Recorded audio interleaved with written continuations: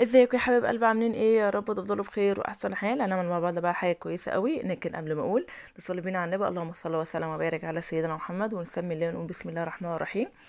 دي يا حبايبي هنجيب 4 من الكاكا. تمام. هنجيب كوبايه من اللبن. هنفرمهم كويس وبعد كده هنصفيه زي ما انتم شايفين كده عشان القشر. وبعد كده هنصفيه هنحطه تاني في الخلاط. هنحط معلقتين من الكريمة. تمام. الكريمة الخام. و5 معالق من السكر. هنفرمهم تاني زي ما انتوا شايفين كده. زي ما انتوا شايفين كده يا حبايبي، ومتجانس معانا وكويس.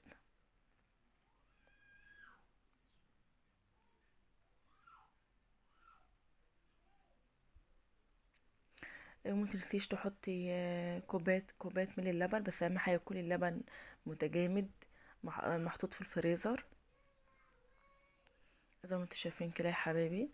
وبعد كده هنمسك الكاكا بتاعت اللي احنا عملناها. هنحطها في الفريزر لمدة 3 ساعات او 4 ساعات زي ما انت حابة. بس اهم حاجة سيبهم 4 ساعات عشان خاطر يتمسك معانا.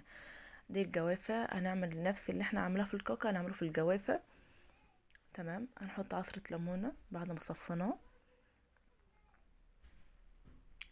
ديت الكاكا بعد ما جبت معلقة جامدة معانا كويسة. هنحط بقى الفاكهة بتاعتنا، الجوافة اللي احنا عملناها زي ما انتوا شايفين كده.